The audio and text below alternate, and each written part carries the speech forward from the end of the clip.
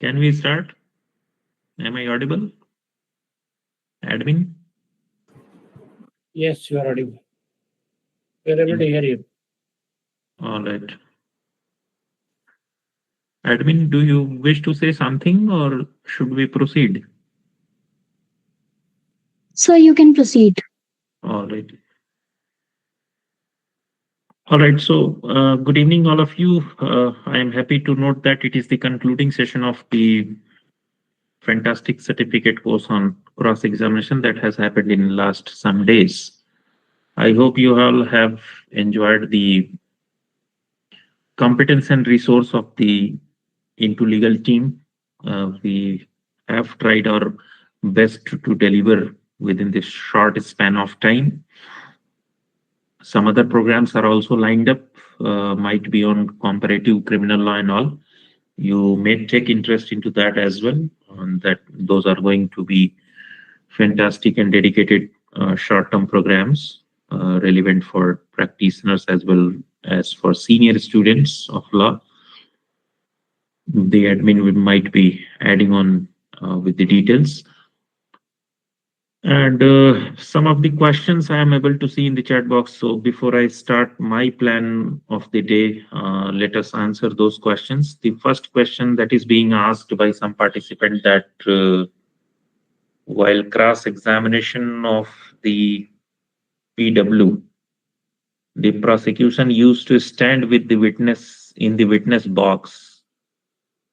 So can under which law can we restrict that advocate to stand in witness box with PW? I guess there is requirement of some correction in this question. First of all, however, I am not sure that what court you have visited having such scene. Advocate is an officer of the court, be it he is from prosecution, he or she is from prosecution or defense, that is the separate part.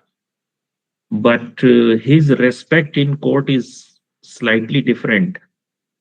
And I have never come across any situation where the prosecution witness stands in the what you call is the witness box. No advocate. It is something, in my opinion, it is demeaning to an advocate that is standing in the witness box. So this I have never come across with this situation. So I do not know it is. And if you are trying to refer that he tries to support his witness, so always on all kind of interventions of prosecution during cross examination, if he is not doing the cross examination, the court has all powers to stop him. It is inherent power of that court. There is no need of any law on that. How the cross examination has to be handled, that procedure has been prescribed in the evidence law that is now in the Bharatiya Sakshi Adhiniyam, and therefore there is no separate law required. So if the person who is the party to that proceeding, he is being intervened by his own advocate for different kinds of support during cross examination, the advocate who is conducting the cross examination can request the court to stop the opposite advocate who is trying to change the direction of the cross examination. If it is so, you can ask the court. Second question is, which is important for cross examination, chief or FIR? Is difference of wordings between chief examination and FIR allowed? Okay. It is not about that which one is important in cross examination, whether the examination in chief or whether the first information report. It is about that what you exactly wish to counter.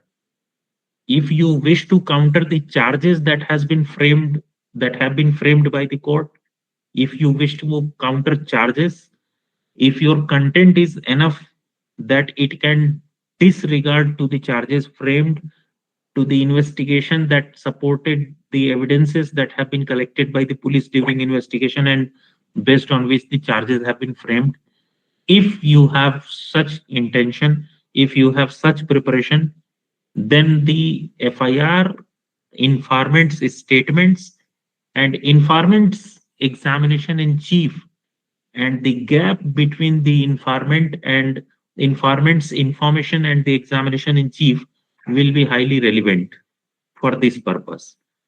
Secondly, if you wish to break the prosecution's story, if you do not have much evidences, if you do not have much counters with regard to the charges, on what basis charges have been framed, if you do not have much to counter that, in such situation you should absolutely try to break the series that have been formed through the examination in chief. So it depends on the situation. Next question from participant is, what is the difference between 161 and 164 statements? Okay. And what is suggestion and how to make a suggestion? What is suggestion and how to make a suggestion? Suggestion as regard to what?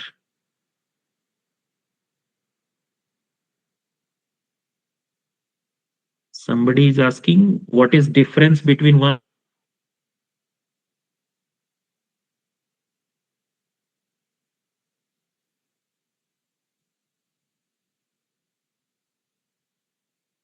All right, all right.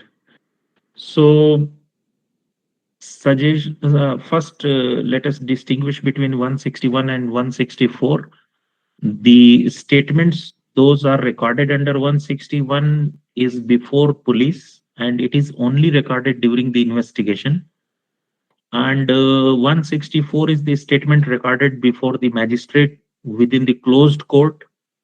And secondly, that 164 may even recorded before the start of the investigation as well, particularly when we talk about the offenses relating to rape and other such territory. In such cases, the 164 statement is recorded immediately after the registration of the FIR. So till that time, investigation might have not been started.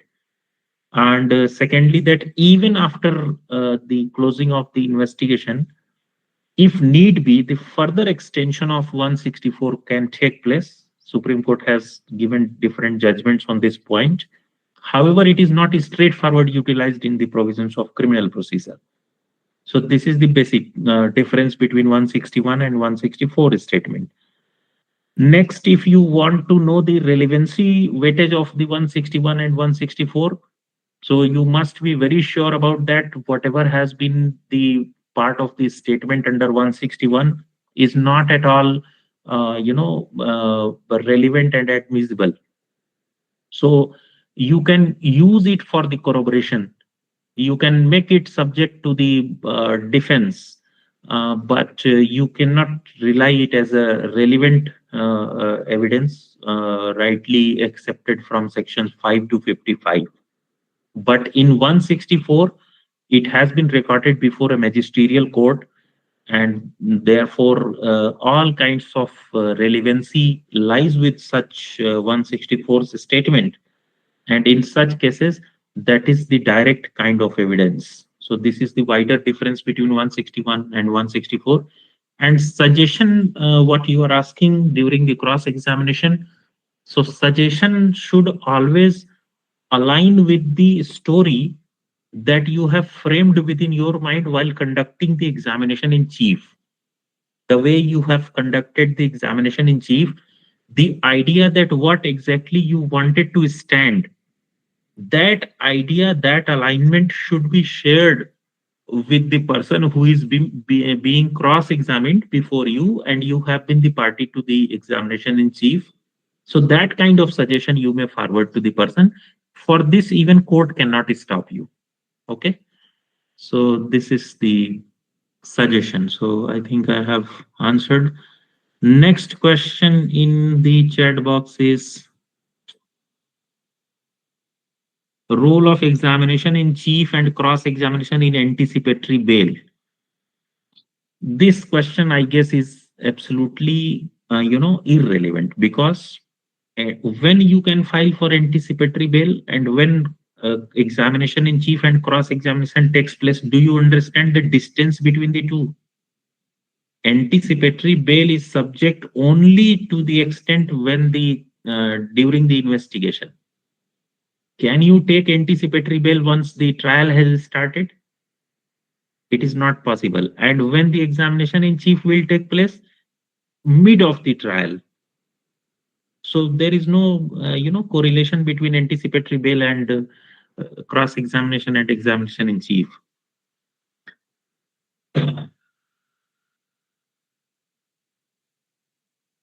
Defense advocate ask one question and then dictate its answer of PW to steno. Defense advocate ask one question, okay, and then dictate its answer of PW to steno. Similarly, for the next question in this hierarchy, I want to ask continuous questions to PW, and I want that steno should automatically write the question answers.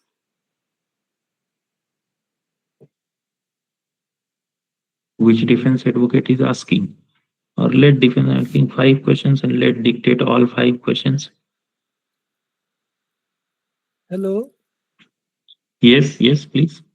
Sir, ये question मेरा है। ये defence advocate होता क्या है कि एक question हम विटनेस से पूछते हैं, फिर हम एक मिनट लगाते हैं, उसका आंसर स्टेनो को लिखवाते हैं। इसमें ना मैं चाहता हूँ कि जैसे कॉन्टिन्यूस 8-10 क्वेश्चंस मैं पूछूं विटनेस से, या तो स्टेनो ऑटोमेटिकली उस क्वेश्चन आंसर को नोट करे, या फिर कम से कम मैं 5 क्वेश्चन पूछूं और फिर इकट्ठे उन 5 क्वेश्चंस को मैं डिक्टेट करवाऊं स्टेनो को, या फिर मैं सपोज 5 क्वेश्चंस मैंने पूछे और मुझे सिर्फ एक ही क्वेश्चन को नोट करवाने की जरूरत है। मतलब मैं चाहता हूं कि मैं जब क्वेश्चंस पूछ रहा हूं तो मैं विटनेस को टाइम ना दूं कि मैंने मतलब मैं लगातार फायर क्वेश्चंस 5, 6, 10 इकट्ठे पूछना चाहता हूं बिना स्टेनो को डिक्टेट बीच में करवाए। See mode of answering questions, ये सब चीजें जो है ये लॉ से नहीं कोर्ट के डिस्क्रिप्शन से गवर्न होती हैं। तो अगर आप कॉन्टिन्यूअस क्वेश्चन पूछना चाहते हैं तो आप जज को ये बात बोल के कन्विंस कर सकते हैं कि हमारे क्वेश्चंस जो है सीरीज में हैं, तो मैं कॉन्टिन्यूअस पूछना चाहता हूँ।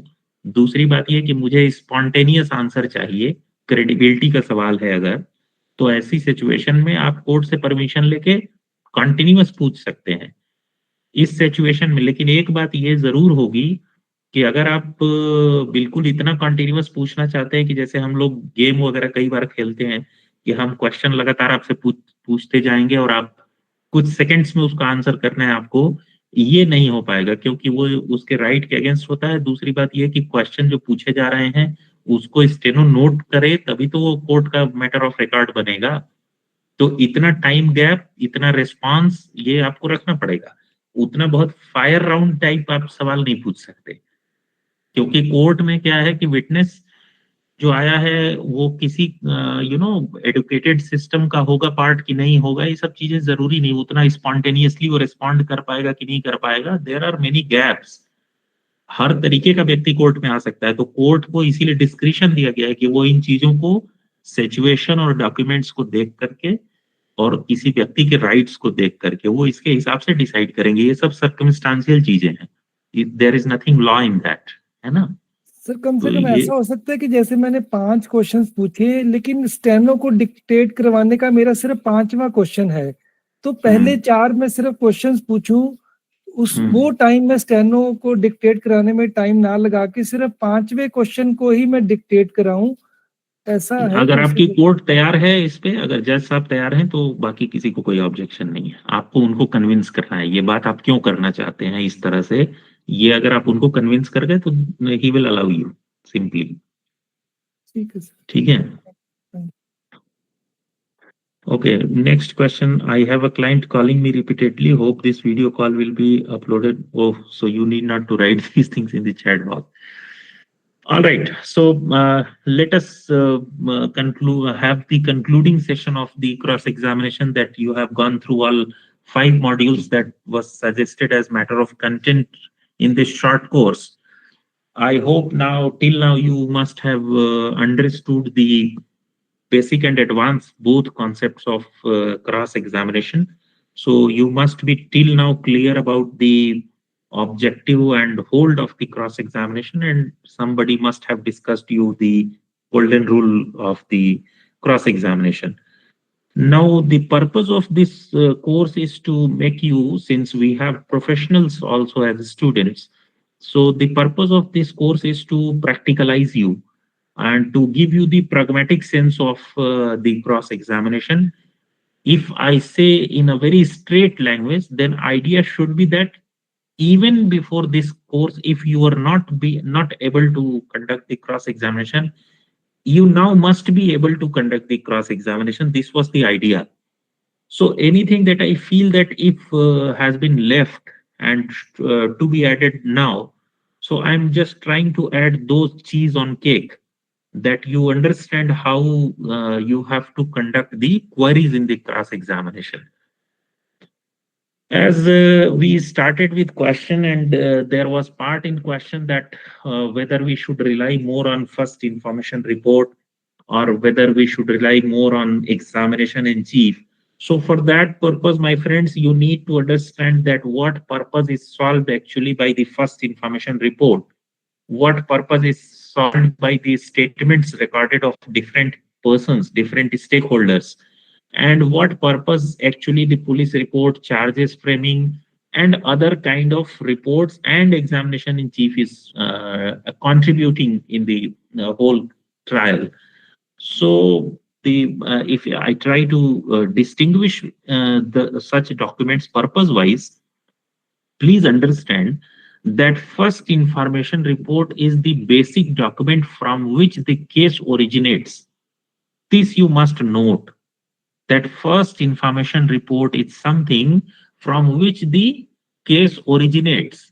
This is the basis of the origination of the case, and therefore the first information report should have contributed in the documentation as such that it provides it provides the support of statements for each ingredient of the offense that has been reported. There, if there is an allegation that so and so offense have been committed, so all essential ingredients of those offenses should be supported from the first information report. This is the basic purpose. This is the foundational utilization of first information report. Secondly, there are different witnesses. Of them, you will be recording, or the police and the court at the appropriate stage will be recording different statements. So those statements which are recorded at different stages, they are, statements are to be used at different stages. Some statements are relevant only to one evidence. Some statements are relevant to whole case. Some statements are only relevant to counter something. Some statements are relevant to make something standing. So you have to, after reading such a statement, you have to be very sure about it. This is about the total intellect of yourself, that what kind of statement has been recorded and all what purpose it can serve.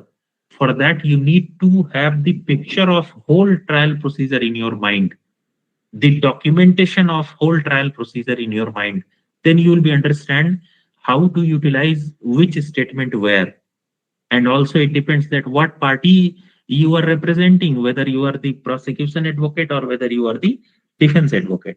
So this is about the statements. Now, when after, on the basis of the investigation report, that is police report, which contains majorly the charge sheet, when the charges are framed, those charges are framed on some basis. So at this level, when the charges are framed, you must be able to understand that the basis of the offense has been recognized by the court till now.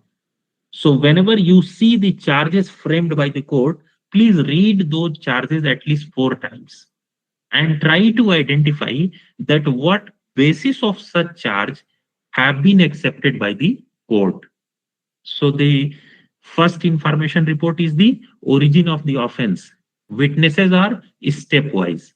Then charge sheet. After that, framing of the charges comes before you based on the charge sheet. And what is that?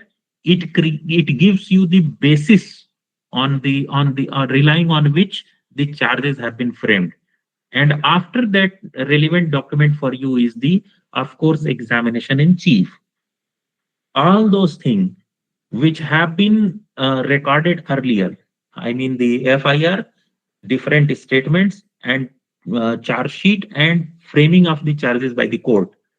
All such documents, you must have any intention or idea in your mind that what you are going to do with those documents. If you are a defense counsel, your target must be to to answer those questions, those things that the court what presuming that the charges have been framed, that has never have happened. You have to support your reply to deny the existence of such things and to break the story that has been formed in the first information report. So the part of the cross examination which is relying on the FIR, on different statements, on charge sheet, and on the charges framed by the court, if such part of the cross examination relying on these part should always have of countering nature, should always have capacity to create doubt, and should have capacity to present existence and non-existence of some things which have been mentioned in FIR and other documents. And moving further, you should counter the examination in chief questions as to the credibility of the witness. Here is the earlier, the credibility of the informations, credibility of the documents, you should concentrate. Now, when the examination in chief you are trying to utilize during cross-examination, so your target should be credibility of the witness, not the credibility of the documents. What question, in what mode the witness is answering, that must be very much relevant to you, and you should try to deny all those things, or you should try to open the credibility of the witness by using the gaps that have been taken place in the documents of the examination in chief. This is the advanced stage of the cross-examination. Till now, if you have any question, you can ask. Otherwise, we will move to the next part of the lecture. No question. All right. Next part of our lecture is that let us move to some kinds of question making, that how and what kind of question you should ask in the cross-examination. This might be the part of our assessment as well, that you have certain story, you have certain facts, and on the basis of you have to prepare the questions that may be asked in the cross-examination. So to answer this, however, there is no fixed principle that what question actually you should ask in and what question you should not. There is simply that the court, if they will understand that this question is not relevant, so court may deny such questions, and such questions will not be part of the recording. So this can be the only solution.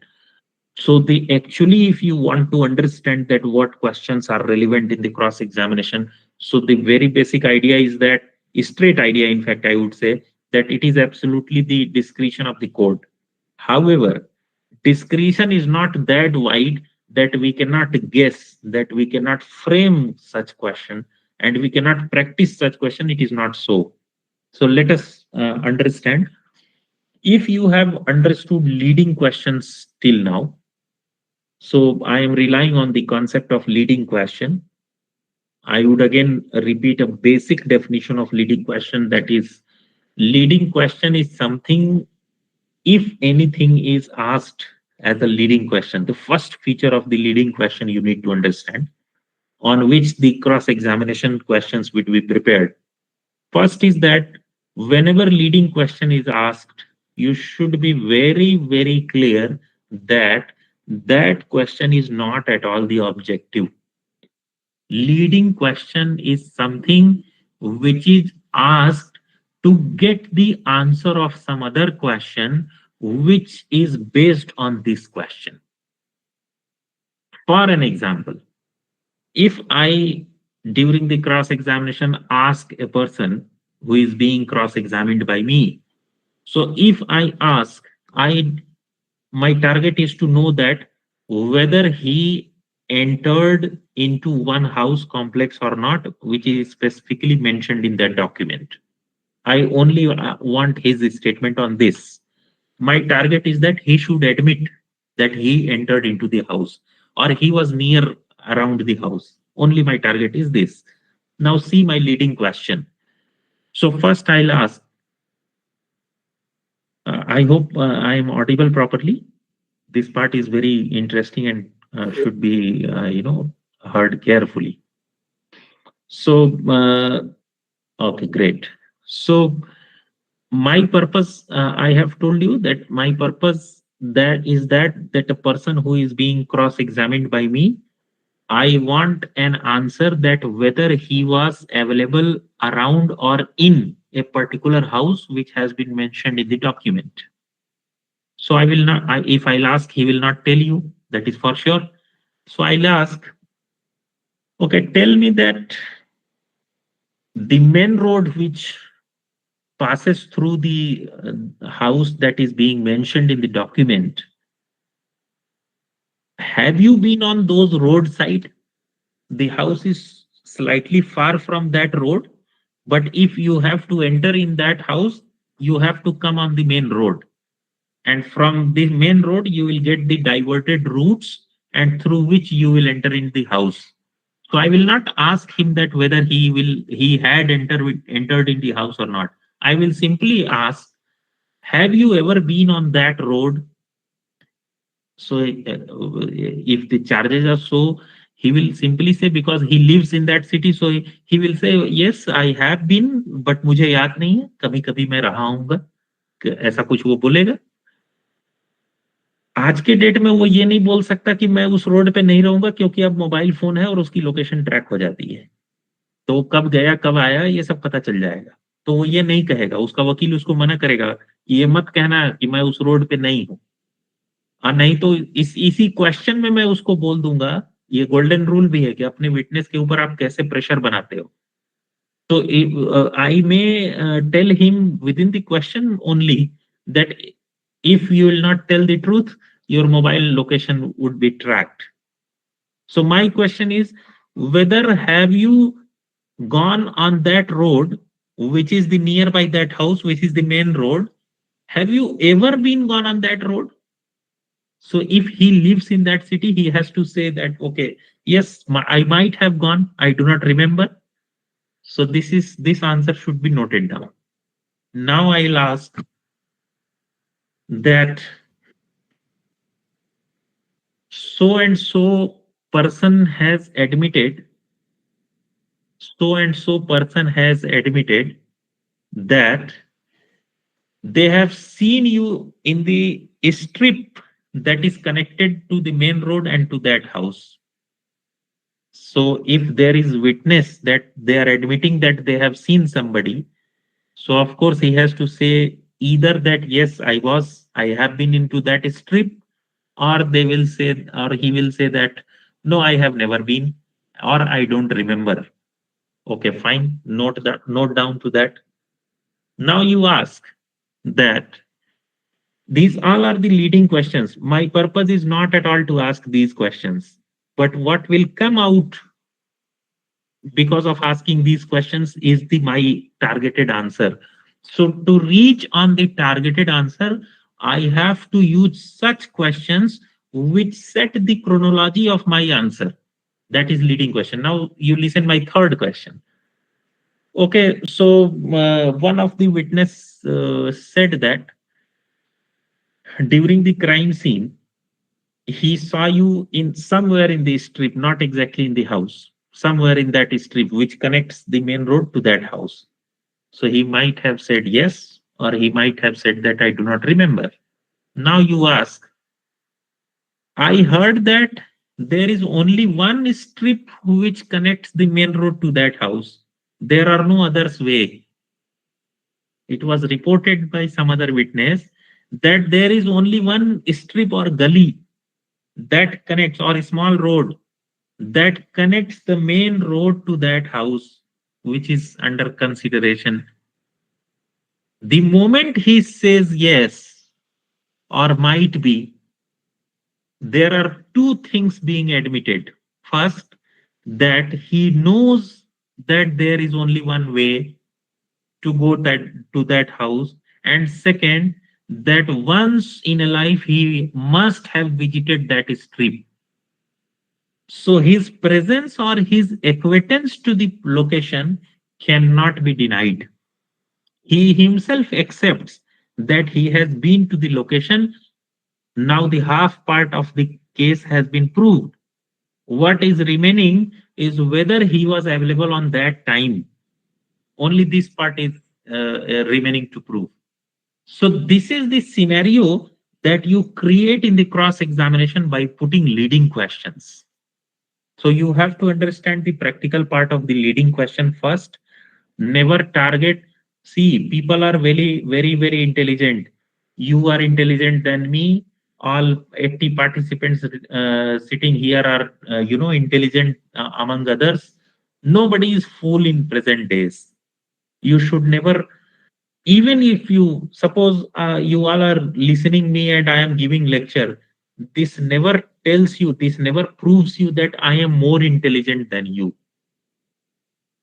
When for a particular work, for a particular function, if you are able to do that function smarter than me, easier than me, it means absolutely to that extent you are intelligent than me. There is no landmark that if one person has been declared intelligent. So what you have to consider is, you have to make these things in your mind. Do not take any witness fool, do not take any advocate fool, and therefore you please create the story that has to be asked during the cross examination by reading all the documents in very detail, and create the step by step questions, and therefore you can refer those questions during the cross examination, and in such thing you will definitely be, able to get your witness stuck in your questions for sure. I am telling you, this is the basic idea behind the setting up the questions relating to the cross examination. Anything else that you wish to ask?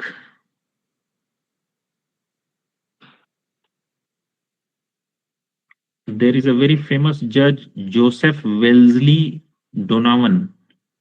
So I am sharing you one document said by him for as a next matter of this. I am just trying to share it.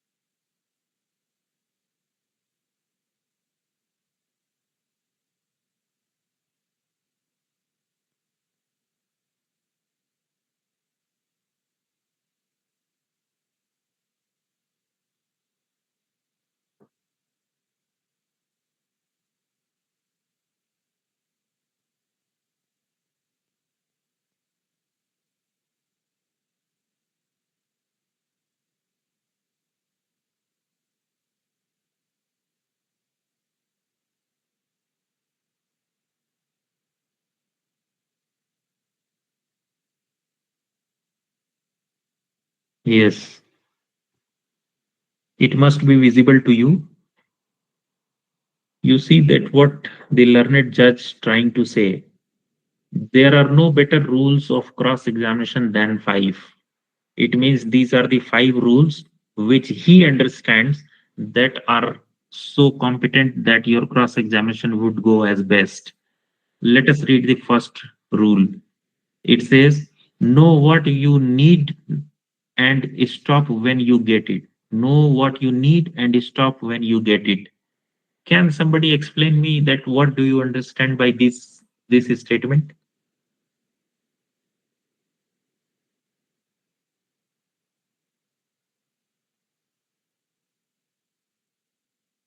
Anybody able to?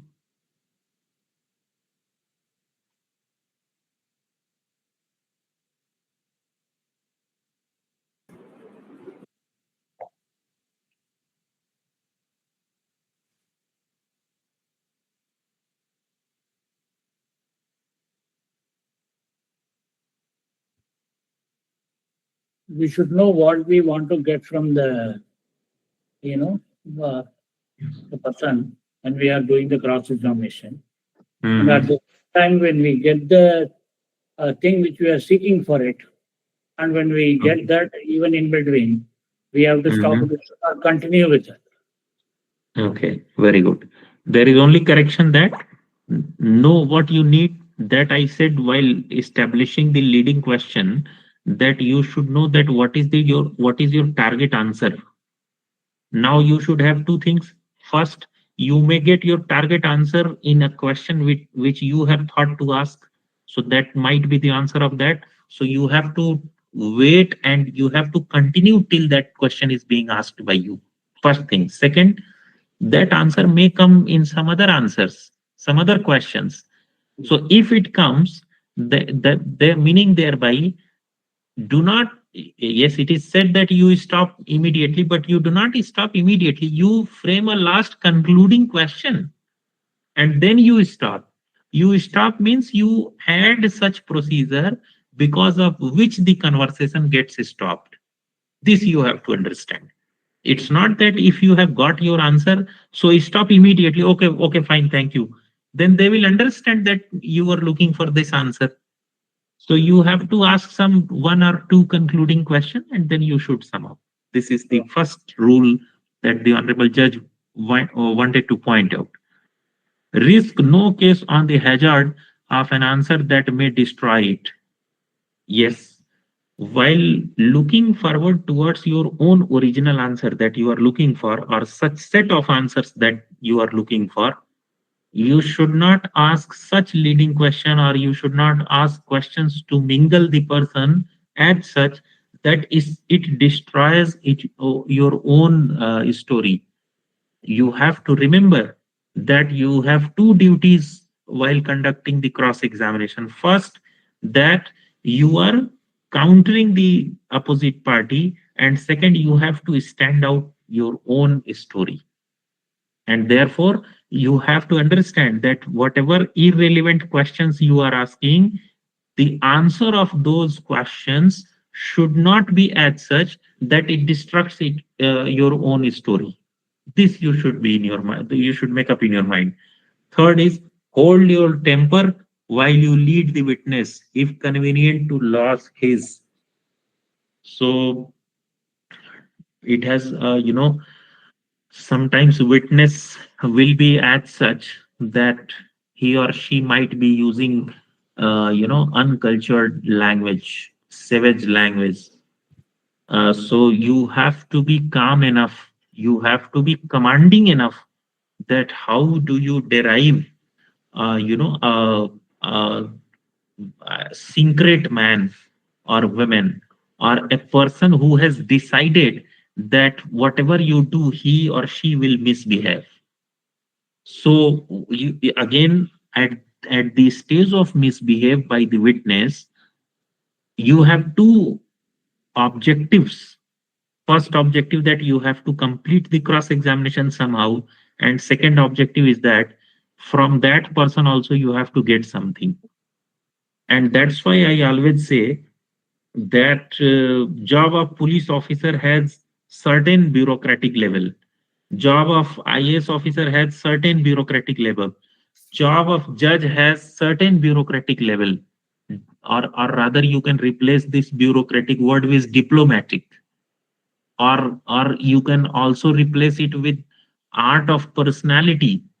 But when it comes to the advocate, it comes to the advocate, advocate is expected to have all such good attributes, attribute carried by IPS officer, a attribute carried by the judge, maintaining secrecy, maintaining good communication, responding in a straight way, responding in a flexible way. All these qualities are required.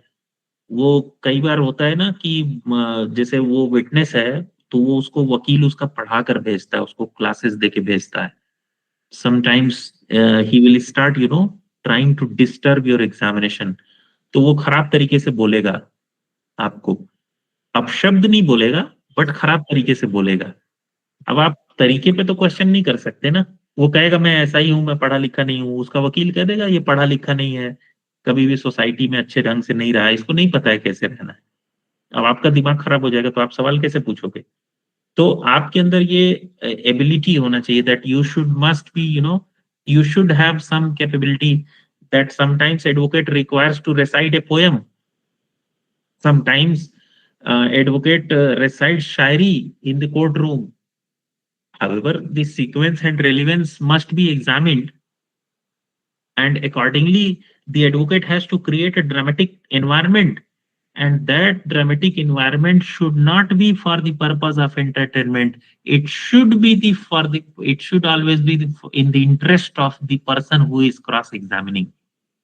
The advocate who is conducting that cross-examination, all dramatic and entertainment scene that are being created by him or her, it should be under him or her control. It should not be beyond control. That you have to understand very, very carefully. Second is, so temper you have to manage accordingly. Fourth is, ask as if wanting one answer when you desire the opposite. So this I have explained in the leading question, so it does not require any further explanation.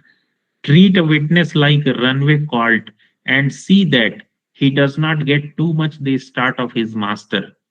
So runway colt, you understand? An animal who is, because of his childish attitude, he has tendency of being moving here and there, and he does not stick to one point, one location.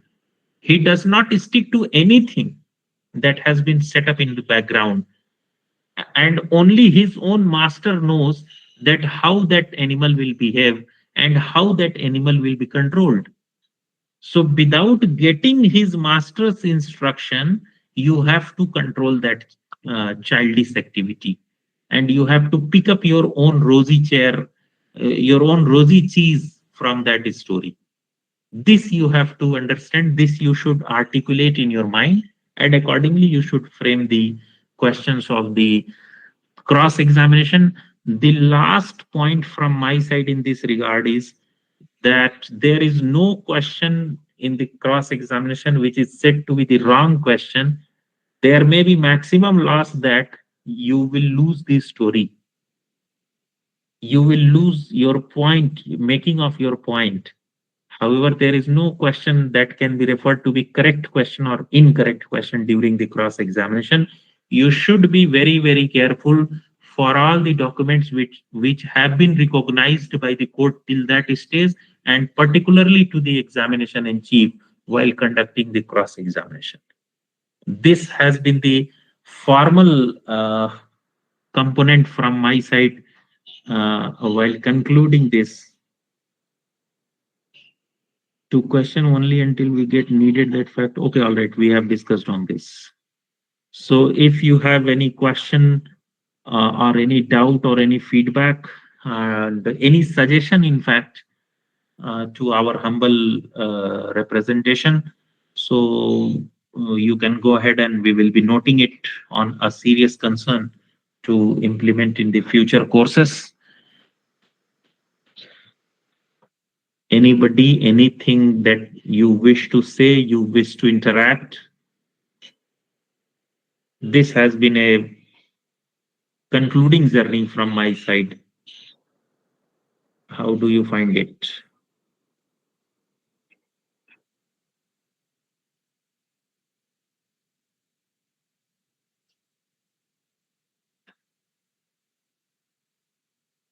All okay? No questions from your side? No feedback?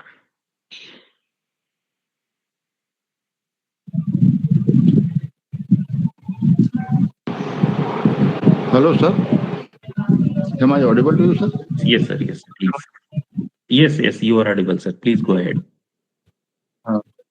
Sir, my question is that suppose I, being a defense advocate, and I have successfully cross-examined the prosecution witness, and some contradictions have been Yes. established. So, after the conclusion of the cross-examination, should I put my submissions to the presiding officers that such and such contradiction have been established so that those can be recorded? Okay, should this be done or should this not be done? Is this your question, sir? Yes, sir. In an ordinary practice, should it be done or not?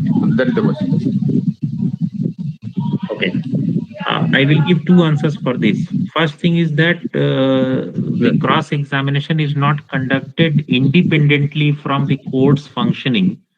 There is order of conducting examination, of course, we all know, and there is proper stage on which the court, the cross-examination has been called upon to be conducted. So accordingly, the documents which are being collected by the court will be added to the file and will be taken as the matter of record serial wise. That is for sure. Yes. Second is that when the cross-examination has been conducted and a statement brochure of that cross-examination is prepared, then it is prepared in 3 copies. And 1 copy is handed over to the person who has conducted the examination in chief so as to repeat it in the re-examination. That is the first copy. The 1 copy is placed with the record of the court, and another copy is given to the person who has been cross-examined, I mean the defense counsel. So this is the particular way through which the document has been added to the file of the case as a matter of record. This has been general understanding of myself. However, I have not been long practiced standing advocate, and therefore some submissions may vary because of the regional courts changes. Sir, in fact, I asked this question because if some contradiction is established and it is not being pointed out at that time, then the presiding officer will interpret that contradiction in their own way. That may be not favorable to the defense counsel. Yes, sir. And then, yes, sir. For this purpose, actually, when the cross-examination is over, there is a concluding remarks of the person who is cross-examining. The concluding remarks is always given by the person who has conducted the examination. So on that point, the contradiction may be elaborated by the person who is conducting the cross-examination. And even sometimes if the cross-examination has been so long, then conclusion of the cross-examination takes at least 2 hearings. So it may be submitted by the defense counsel during that. It is submitted at that time, in fact. Yes. So this is what the answer I was expecting from you, sir. In fact, I was having some confusion regarding this. Thank you, sir. Thank you, sir. So one more question, sir. Statement recorded under section 164. It can also be cross-examined. It can also be taken up for cross-examination. The contents which have been part of the 164 statements that may not be used for contradiction, that may be used for rebuttal only, sir. But not for the contradiction. Yes. But only for rebuttal. only for rebuttal. Yes.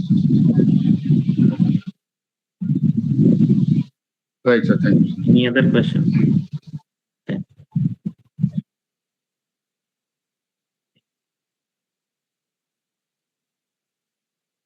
Professional services to, can we get your professional services to design cross? You can use your own services. There is no need of professional services in crossing, in designing the cross examination questions. It is only idea sharing platform. And what you have to do is that once the idea is shared, you have to induct your own sequence of creating documents. So you will be able to do it in times to come. It will not take much time. Wherever my help is required, you just can mail it to me. Can quashing be done after framing of charge? Quashing of what? Nagarjuna sir, quashing of what? Can quashing be done after framing of charge? Quashing of what? Quashing of the case. Quashing of the case. Yes. Entire case was actually last September, there was a case in Supreme Court. Mm. So, it was between two persons against Maharashtra government. In that, the charge sheet was already Okay. framed. So after that, Supreme Court said, Let us take. part that charge. Mhm.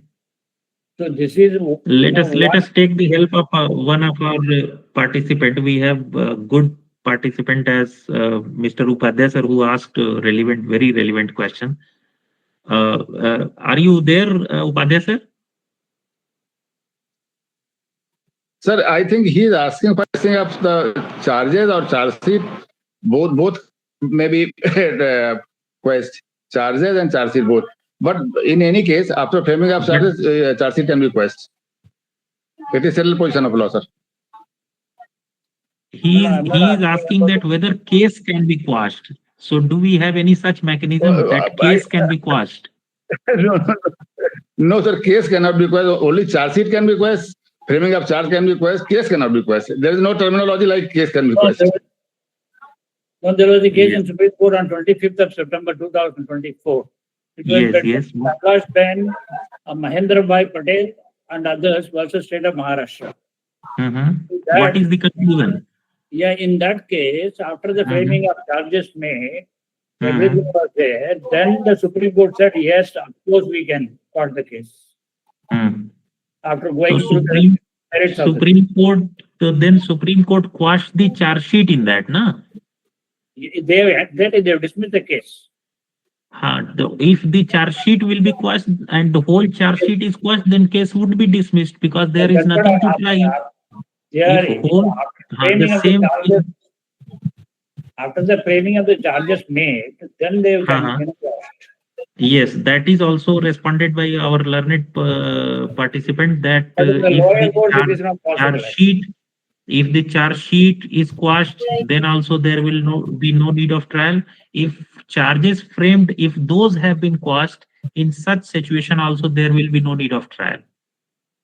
So the case you are repeating, if there are charges which are framed by the court, if those have been quashed by the Honorable High Court, so in such situation there will not be any need of the trial and the case would accordingly be dismissed. Up to the High Court. Also, up to the Maharashtra High Court, the case was in favor of the Maharashtra government.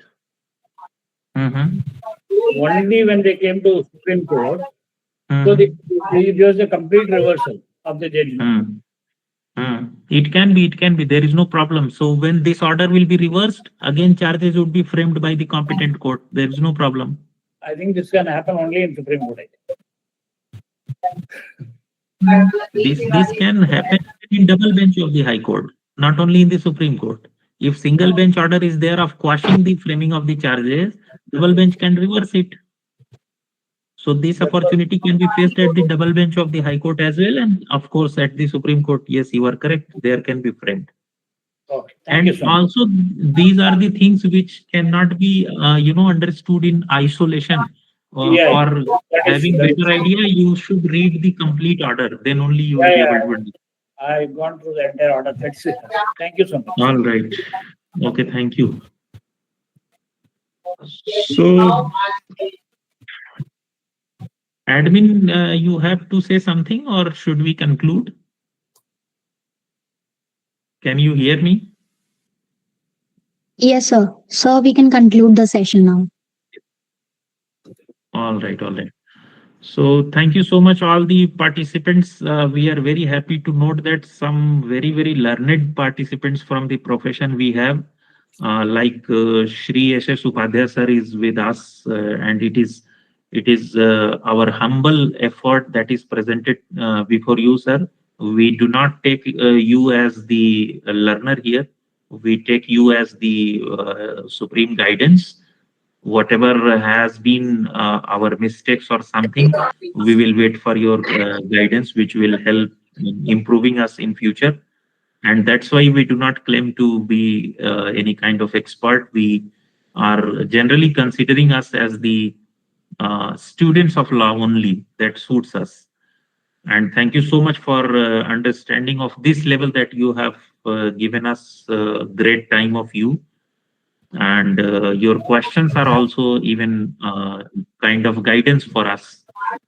All other participants, those who are from different strata of the profession, or some of them are the senior students of the law, I am thankful to all of you that you did not only participate, but you participated with a very high conduct. You created this course as a very smooth going, and you try to understand, you try to participate all these speakers, you try to understand all the points that could help you. We are very happy with this, and we are thankful to each of you personally, and we look forward you all to have participation in our different kind of future participations. There is another course on comparative criminal law is going to be launched from 1st April. Accordingly, you people may join that. That is also going to be very interesting. Whatever we try to present before you is our compilation of wide work. There may be scope of some corrections. We do not claim to have achieved certain knowledge of highest level. We only try to add things by our hard work. We always welcome all the feedbacks and suggestions that you give us. We stand by your feedback only, by the feedback of our participants. Thank you, each one of you. Thank you so much. And I announce here to close the session. Those who wish to reach me out for any purpose, so my mail ID is simply Abhishek Dubey, ABHISHDUBEY INDIA, Abhishek Dubey India @gmail.com.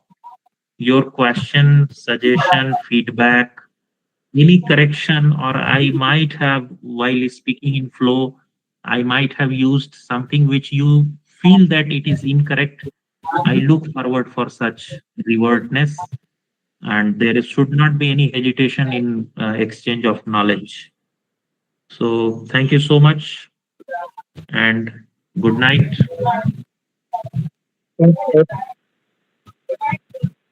Thanks.